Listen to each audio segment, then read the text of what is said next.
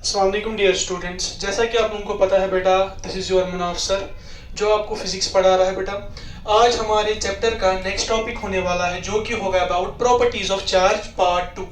इससे पहले लेक्चर जो हुआ था बेटा उसमें हमने पढ़ी थी कुछ प्रॉपर्टीज ऑफ चार्ज, मगर हमने उसका आधा ही पार्ट पढ़ा था बेटा, क्योंकि मैंने वहां भी बोला था ये तो इम्पोर्टेंट है बेटा, हम इनको अलग से पढ़ने वाले हैं। तो हमारी आज की प्रॉपर्टी क्या होने वाली है? It is about quantization of charge. It is about quantization of charge. Sir क्या होता है quantization of charge? Quantization of charge हमें समझाता है बेटा जो हमारा चार्ज है वो किस फॉर्म में, किस मैथमेटिकल फॉर्म में एग्जिस्ट कर सकता है। तो क्वांटाइजेशन ऑफ चार्ज क्या हमें सिखाता है बेटा? ये बताता है हमें जो चार्ज होता है ये हमेशा एग्जिस्ट करता है बेटा डिस्क्रीट फॉर्म में। किसमें बेटा? डिस्क्रीट फॉर्म में। और ये हमें समझाता है बेटा जो चार्ज है बेटा ये कभी भी एग्जिस्ट नहीं कर सकता इन कंटिन्यूअस फॉर्म। इन कंटिन्यूअस फॉर्म क्या होता है डिस्क्रीट फॉर्म, क्या होता है कंटिन्यूअस फॉर्म, ये हम आगे पढ़ने वाले हैं। तो हमने क्या देखा अभी तक बेटा? जो हमारा चार्ज होता है वो हमेशा एग्जिस्ट किस फॉर्म में करता है, किस मैथमेटिकल फॉर्म में एग्जिस्ट करता है बेटा? डिस्क्रीट फॉर्म में। और किस में नहीं करता कभी भी? कंटिन्यूअस फॉर्म में। अब सवाल है सर हम डिस्क्रीट फॉर्म होता क्या है और कंटिन्यूअस फॉर्म होता क्या है? क्या बेटा मेरा सवाल है आप लोगों से, क्या आपने कभी सुना है कि कोई इलेक्ट्रॉन, कोई स्पीशी है, कोई बॉडी है, हम बोलते हैं उसमें आधा इलेक्ट्रॉन है, हम बोलते हैं उसमें 1.5 इलेक्ट्रॉन है, हम बोलते हैं उसमें 0.5 इलेक्ट्रॉन है, 0.25 इलेक्ट्रॉन है या 3/2 इलेक्ट्रॉन है? कभी ऐसा नहीं आपने सुना होगा। आप अगर सुनोगे बेटा अगर कम से कम चार्ज किसी ऑब्जेक्ट पे होगा बेटा वो हो सकता है 1 इलेक्ट्रॉन। कितना हो सकता है बेटा? 1 इलेक्ट्रॉन। और उसमें क्या प्रेजेंट होगा बेटा? 1 प्रोटॉन। अगर न्यूट्रल बॉडी है कम से कम क्या प्रेजेंट हो सकता है बेटा? 1 इलेक्ट्रॉन और 1 प्रोटॉन। अगर आपको मैं बोलूं बेटा इससे ज्यादा चार्ज क्या हो सकता है? इससे ज्यादा चार्ज बेटा हो सकता है 2 इलेक्ट्रॉन या और 2 प्रोटॉन। कोई ऐसी बॉडी जिसमें 2 इलेक्ट्रॉन थे, 2 प्रोटॉन थे, 1 इलेक्ट्रॉन था, 1 प्रोटॉन था। मैं कभी भी ये नहीं कह सकता बेटा कि मेरा जो चार्ज है वो कभी भी किसी बॉडी पे 1.5 इलेक्ट्रॉन है और 1.5 प्रोटॉन है। इसका मतलब होता है बेटा जो हमारा चार्ज है ये हमेशा एग्जिस्ट करता है डिस्क्रीट फॉर्म में। डिस्क्रीट फॉर्म क्या होता है बेटा? Simple whole numbers. या तो कोई ऑब्जेक्ट ऐसा हो सकता है जिसमें कुछ ना हो, ना कोई इलेक्ट्रॉन हो ना कोई प्रोटॉन हो। या मैं बोल सकता हूं कोई स्पीशी ऐसी है जिसमें 1 इलेक्ट्रॉन है 1 प्रोटॉन है, या 2 इलेक्ट्रॉन है 2 प्रोटॉन है, या 3 इलेक्ट्रॉन है 3 प्रोटॉन है, 4 इलेक्ट्रॉन है 4 प्रोटॉन है। तो डिस्क्रीट फॉर्म क्या होता है बेटा? 0 1 2 3 4 अप टू इंफिनिटी। कभी भी बेटा ये कभी भी फ्रैक्शनल नहीं हो सकता, कभी भी फ्रैक्शनल नहीं हो सकता, कभी भी डेसिमल फॉर्म में एग्जिस्ट नहीं कर सकता। इसी डेसिमल फॉर्म, इसी फ्रैक्शनल फॉर्म को मैं बोलता हूं बेटा, क्या बोलता हूं बेटा? Continuous form. क्या बोलता हूं बेटा? Continuous form. तो हमने क्या देखा क्वांटाइजेशन ऑफ चार्ज पे कि अगर कोई चार्ज है ये एग्जिस्ट किस फॉर्म में कर सकता है? डिस्क्रीट फॉर्म में। मतलब 0 1 2 3 4 अप टू इंफिनिटी। और जो मेरा चार्ज है ये कभी भी कंटिन्यूअस फॉर्म में एग्जिस्ट नहीं करता। What is continuous form? या तो फ्रैक्शनल फॉर्म या तो डेसिमल फॉर्म। मैं कभी नहीं बोल सकता हूं किसी ऑब्जेक्ट पे 1.5 इलेक्ट्रॉन है, कभी ऐसा नहीं बोल सकता हूं। मैं कभी नहीं बोल सकता हूं किसी ऑब्जेक्ट पे 2.5 इलेक्ट्रॉन है। मैं कभी किसी ऑब्जेक्ट पे नहीं बोल सकता हूं 3/2 इलेक्ट्रॉन है। मैं कभी नहीं बोल सकता हूं बेटा 5/4 इलेक्ट्रॉन है या 5/4 प्रोटॉन है। मैं क्या बोलता हूं कम से कम चार्ज एक ऑब्जेक्ट पे कितना हो सकता है बेटा? 1 इलेक्ट्रॉन। कितना हो सकता है बेटा? 1 इलेक्ट्रॉन और 1 प्रोटॉन। और उससे ज्यादा 2 3 4 5, कभी भी 2.5 नहीं, कभी भी 2.2 नहीं, कभी भी 2.1 नहीं। इसका मतलब है चार्ज हमेशा एग्जिस्ट करता है डिस्क्रीट फॉर्म में और कभी भी एग्जिस्ट नहीं करता है इन कंटिन्यूअस फॉर्म। आधे बुक्स में क्या लिखा गया है बेटा? आधे बुक्स में लिखा गया है क्वांटाइजेशन ऑफ चार्ज की definition, the minimum possible charge on a body is due to 1 electron और 1 प्रोटॉन। कि कम से कम किसी ऑब्जेक्ट पे कितना चार्ज हो सकता है? जितना चार्ज 1 इलेक्ट्रॉन का होता है। आई होप ये आपको समझ आ गया होगा। इसी क्वांटाइजेशन ऑफ चार्ज में हम क्या देखते हैं, अगर मुझे कभी भी चार्ज को एक्सप्रेस करना है, अगर मुझे कभी भी टोटल चार्ज को एक्सप्रेस करना है तो इसके लिए एक फॉर्मूला होती है बेटा, Q is equal to N E. Q is equal to N E. Q क्या होता है बेटा? Total charge. क्या होता है बेटा?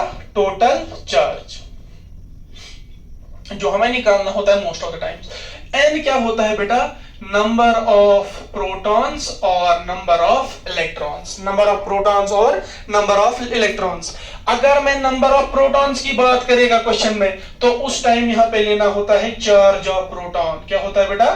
चार्ज ऑफ वन प्रोटॉन या वन इलेक्ट्रॉन। देखो बेटा फिर से दिखाऊंगा मैं ये वाली formula, Q is equal to N E. Q is equal to N E. Q क्या होता है बेटा? Total charge on any system. N क्या होता है? उसमें कितने प्रोटॉन्स हैं, कितने इलेक्ट्रॉन्स हैं। अब जो ये E है, ये डिपेंड करता है बेटा किस पे? इस वाली क्वांटिटी पे। अगर मैं प्रोटॉन्स की बात कर रहूंगा तो मैं यहां पे डालूंगा चार्ज ऑफ वन प्रोटॉन। अगर मैं इलेक्ट्रॉन्स की बात कर रहूंगा तो यहां पे डालूंगा चार्ज ऑफ वन इलेक्ट्रॉन। इस पे न्यूमेरिकल हर साल पूछा जाता है बेटा। कैसे पूछा जाता है हम देखेंगे, चाहे वो आपके प्री बोर्ड्स हो या बोर्ड्स हो। बोर्ड्स में तो पॉसिबिलिटी कम होती है न्यूमेरिकल आने की इस पे, बट प्री बोर्ड्स में मोस्ट ऑफ द टाइम मैंने देखा है ये वाला सवाल आता है। कैसे आता है बेटा? देखते हैं। क्वेश्चन नंबर 1 इस पे क्या आता है बेटा? क्वेश्चन नंबर 1 ऐसे आता है, if number of protons in any system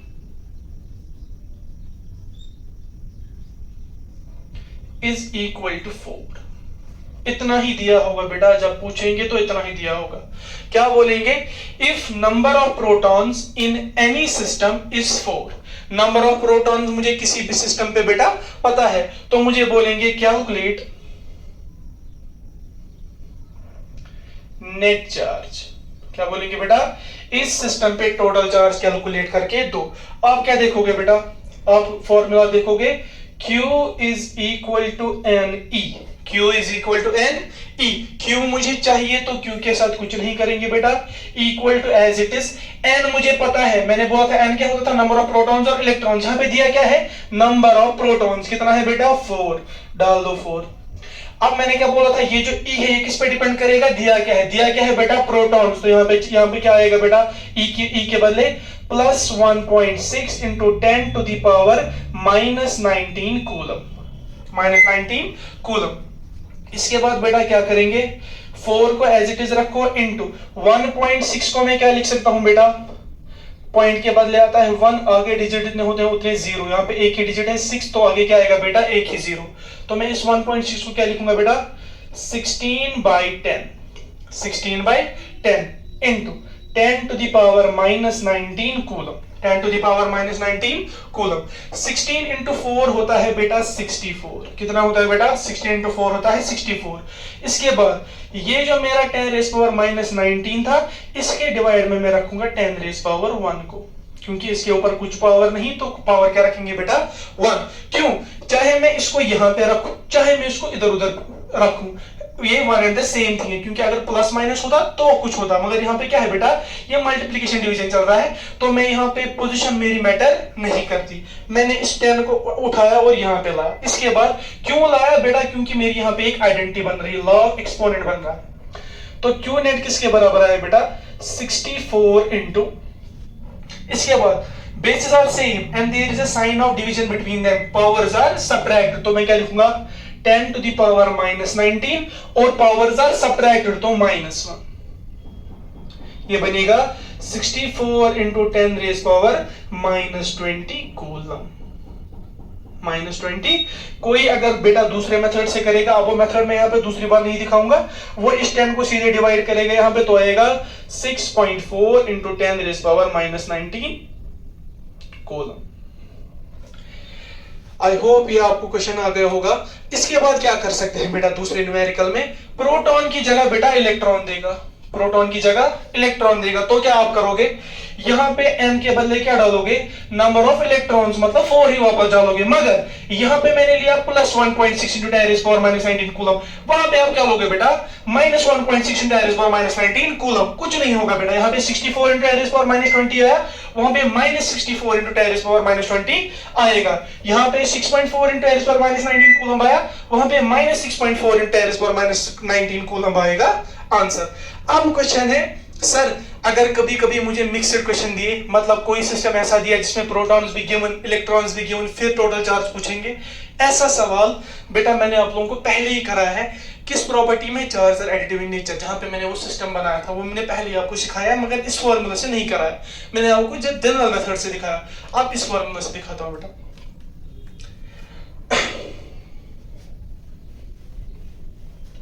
देखो बेटा क्या मैं बोल रहा हूं, ऐसे फॉर एग्जाम्पल सवाल आया, if number of protons in any system is 5 and number of electrons in any system is 12, calculate Q net, total charge मुझे बताओ बेटा कितना होगा।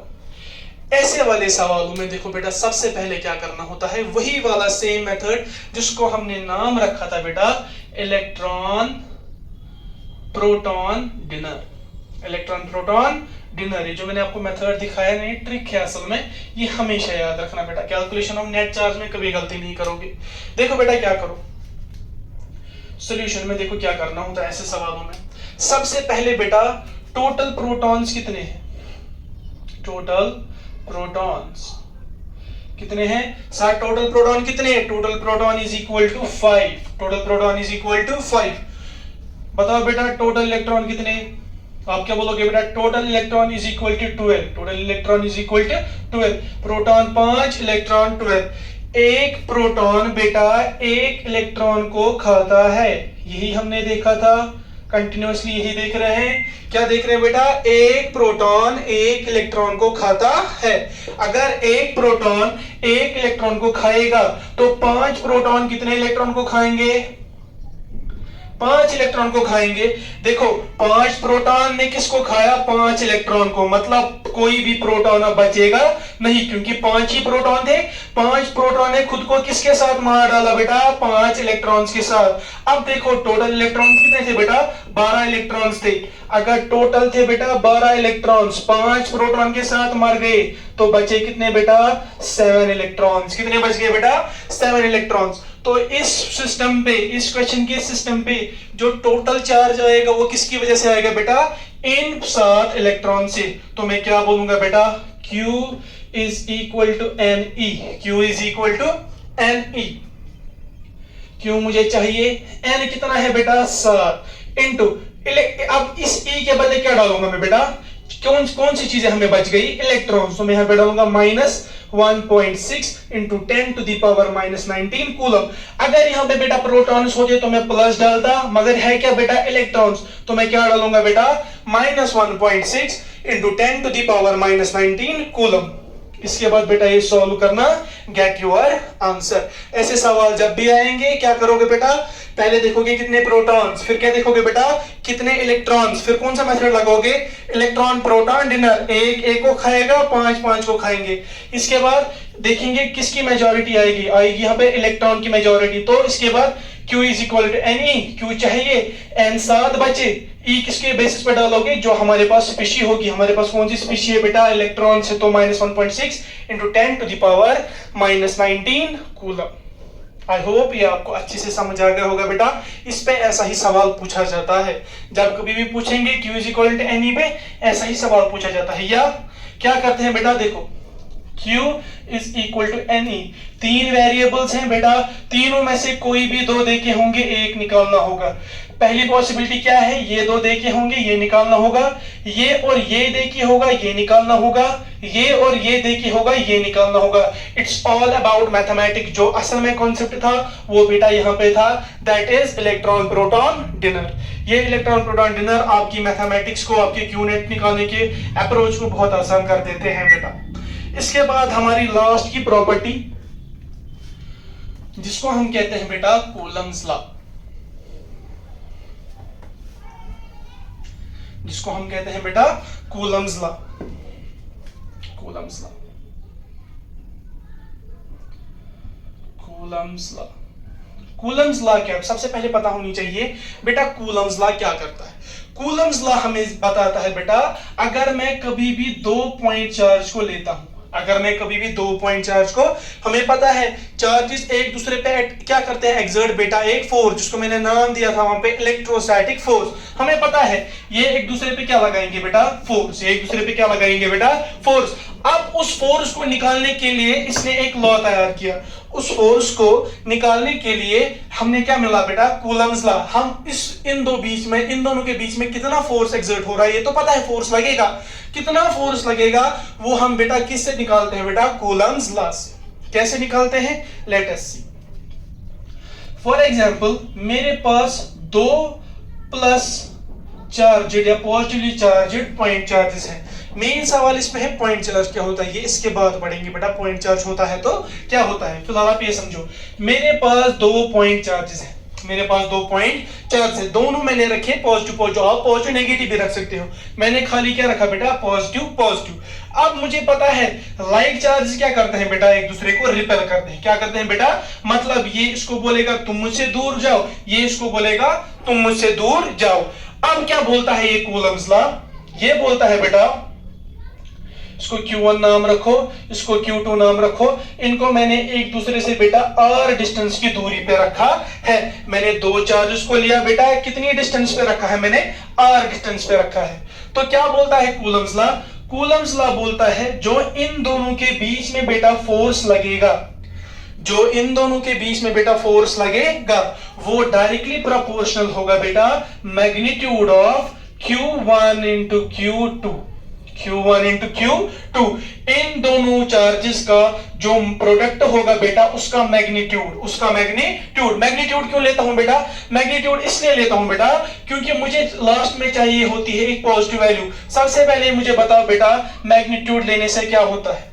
फॉर एग्जाम्पल मेरे पास कोई भी वेरिएबल है -x, क्या है मेरे पास कोई भी वेरिएबल -x, अगर मुझे इसको क्या करना है, कन्वर्ट इनटू पॉजिटिव x, मैं इस पे लगा देता हूं बेटा मॉड्यूलस फंक्शन। क्या लगाता हूं बेटा, मॉड्यूलस फंक्शन। इसको कहते हैं बेटा मॉड, क्या कहते हैं बेटा, मॉड। इस मॉड के बारे में असल में बात होती है बेटा क्लास 11th के मैथमेटिक्स में। इस माइनस, जैसे ही मैं इस -x पे क्या लगाता हूं बेटा मॉड, तो मेरा आंसर डायरेक्टली कन्वर्ट हो जाता है इनटू +x। किसमें कन्वर्ट हो जाता है बेटा, +x। तो पहली इक्वेशन क्या दी कूलम्स लॉ ने, इसने बोला जो इन दोनों के बीच में फोर्स लगेगा वो डायरेक्टली प्रोपोर्शनल होगा product of magnitude of 2 charges, product of magnitude of 2 charges. इसको हमने नाम रखा बेटा इक्वेशन नंबर 1। क्या नाम रखा हमने बेटा, इक्वेशन नंबर 1। इसके बाद इसने दूसरी चीज क्या हमें समझाई, इसने बोला जो ये फोर्स होगा बेटा it will be inversely proportional to 1/r², 1/r²। इसको मैंने क्या नाम रखा बेटा, इक्वेशन नंबर 2। इसने बोला बेटा जो इन दोनों के बीच में फोर्स लगने वाला है ये इनवर्सली प्रोपोर्शनल होता है इसके डिस्टेंस के स्क्वायर के, इसके डिस्टेंस के स्क्वायर के। इसका मतलब जितना जितना मैं दूर जाऊंगा बेटा, जितनी जितनी डिस्टेंस बढ़ेगी फोर्स कम होगा। इनवर्सली प्रोपोर्शनल का मतलब क्या होता है, एक चीज कम होगी दूसरी चीज बढ़ेगी, एक चीज बढ़ेगी दूसरी चीज कम होगी। वाइल एज अगर हमें यहाँ पे डायरेक्टली प्रोपोर्शनल का साइन है, जितना मैग्नीट्यूड ज्यादा होगा बेटा, जितना प्रोडक्ट ज्यादा आएगा फोर्स भी क्या होगा बेटा, उतना ज्यादा। इसीलिए हम बोलते हैं जितने ज्यादा मैग्नीट्यूड के चार्ज लेंगे उतना ही ज्यादा क्या एक्सर्ट होगा बेटा, फोर्स। तो जितना ज्यादा मैं मैग्नीट्यूड ऑफ चार्जेस लूंगा उतना ज्यादा क्या होगा, फोर्स। इसीलिए इसको मैंने क्या रखा बेटा, डायरेक्टली प्रोपोर्शनल में।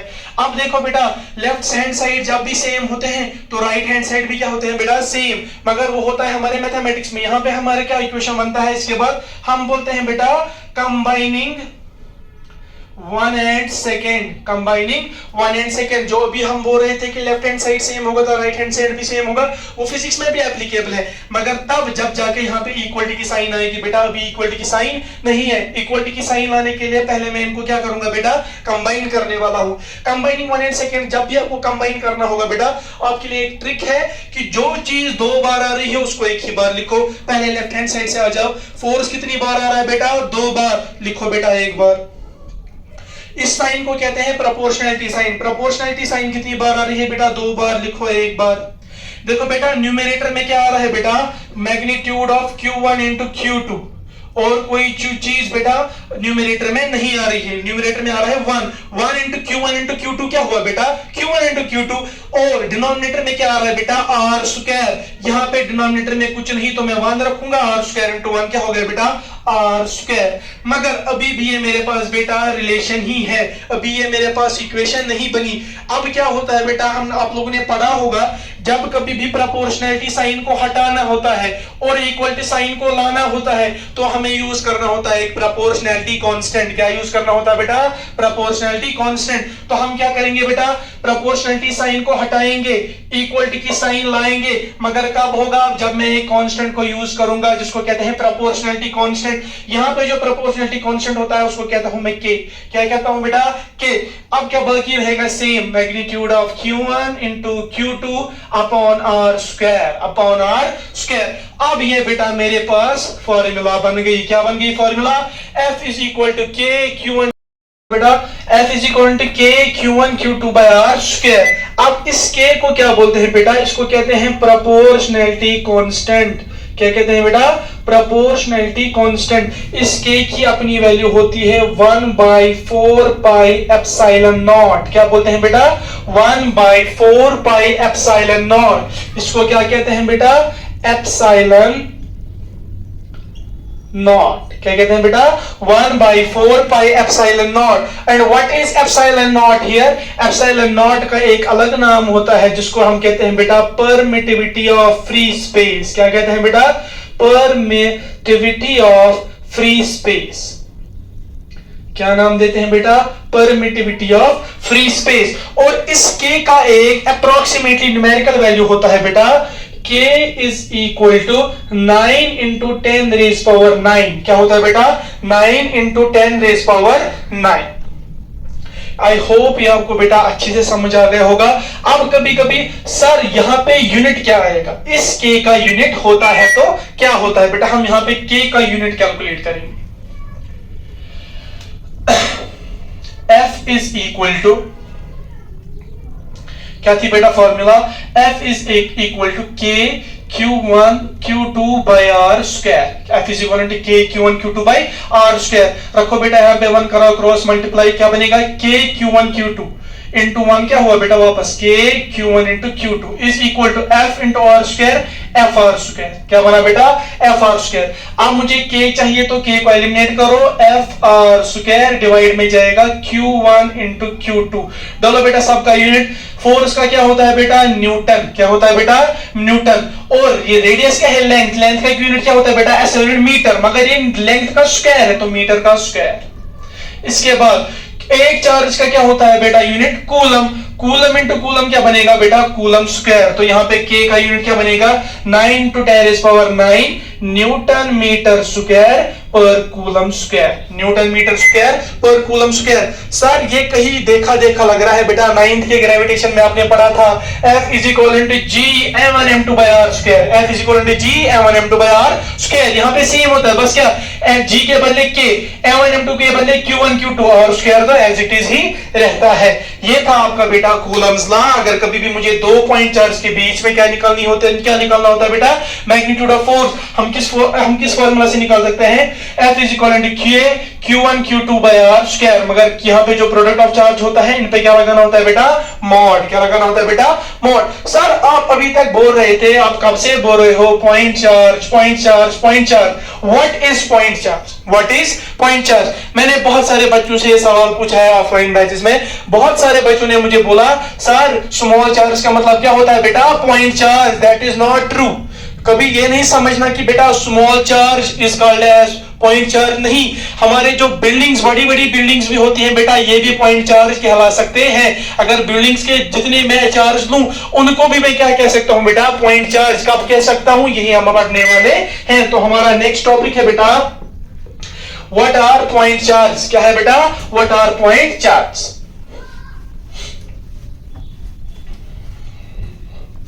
देखो बेटा क्या होते हैं पॉइंट चार्ज। याद रखना, अगर मैं कोई 2 चार्ज लूं, अगर मैं कोई भी दो चार्ज लूं, किसी भी साइज के लूं, किसी भी कुछ भी लूं, कोई भी दो चार्ज में लूं, पॉजिटिव लूं, नेगेटिव लूं, कुछ भी लूं, और उनमें क्या लूं बेटा, distance of separation, distance of separation. अभी मुझे पता नहीं है क्या ये नॉर्मल चार्ज है कि पॉइंट चार्ज है। अब ये नॉर्मल चार्जेस पॉइंट चार्जेस कब बनेंगे, ये देखो बेटा, याद रखना जो ये चार्जेस होते हैं इनका कोई अपना साइज होगा, जो ये लेंथ है इसकी भी, ये भी एक साइज ही है, मतलब ये भी एक मेजर ही है। याद रखना जब कभी भी distance of separation between two charge, क्या याद रखना है बेटा, distance of separation between two charge बहुत बहुत बहुत बहुत ज्यादा हो, किससे बेटा, साइज ऑफ चार्ज से। किससे बेटा, साइज ऑफ चार्ज से। फिर से बोलूंगा बेटा, जब कभी भी distance of separation between two charges क्या हो, बहुत ज्यादा, किससे बेटा, साइज ऑफ चार्ज से। तो ऐसे चार्जेस को मैं बोलता हूं बेटा पॉइंट चार्जेस। क्या बोलता हूं बेटा, पॉइंट चार्ज। अब मत बेटा वो वाली कहानी आ गई, छोटे चार्ज पॉइंट चार्ज, बड़े चार्ज वो पॉइंट चार्ज नहीं कहलाएंगे। नो, कोई भी चार्ज अगर इस बिल्डिंग के जितने बेटा, मैं अभी फॉर एग्जांपल श्रीनगर में पढ़ा रहा हूं, मेरे पास फॉर एग्जांपल जिस बिल्डिंग में पढ़ा रहा हूं ये 3 मंजिल की है, अगर इतने बड़े में दो चार्ज लूं, एक को यहां पे लूं, दूसरे को फॉर एग्जांपल लूं किसी और स्टेट में, फॉर एग्जांपल दिल्ली में लूं, तो इनके साइज के कंपैरिजन में डिस्टेंस ऑफ सेपरेशन क्या है बेटा, बहुत ज्यादा। तो इतने बड़े चार्ज को भी मैं क्या कहला सकता हूं बेटा, पॉइंट चार्ज। क्या कहला सकता हूं बेटा, पॉइंट चार्ज। तो ऐसे याद क्या रखोगे बेटा, जब कभी भी distance of separation between two charges क्या होगा बेटा, बहुत ज्यादा, किससे ज्यादा, साइज ऑफ चार्ज से। ऐसे चार्जेस को मैं एक खास नाम देता हूं, क्या नाम देता हूं बेटा, पॉइंट चार्ज नाम देता हूं। क्या नाम देता हूं बेटा, पॉइंट चार्ज नाम देता हूं। आई होप बेटा ये हमारा आज का प्रॉपर्टीज ऑफ चार्ज का लास्ट लेक्चर होने वाला है। आई होप मुझे होप है आप लोगों के बेटा कि मुझे आप लोगों पे उम्मीद है कि आप लोग सारे नोट्स बनाओगे, सारे जितने भी मैं क्वेश्चंस आपके कम्युनिटी ग्रुप में डालता हूं in the form of DPPs means daily practice problems, वो आप सारे अटेम्प्ट करोगे बेटा। I promise you 95% to 98% paper आप लोगों का इसी बोर्ड से आने वाला है बेटा। आप मेरे ऑफलाइन बैचेस के स्टूडेंट से कंफर्म कर सकते हो। सारा बेटा पेपर अगर आप अच्छे से सिंसियरली पढ़ोगे बेटा, सारा कुछ आपको यही से आएगा, सारा कुछ आपको बेटा यही से आएगा। इसी अच्छी बात पे हम आज का लेक्चर खत्म करते हैं बेटा। अस्सलाम वालेकुम वरहमतुल्लाहि वबरकातुहू।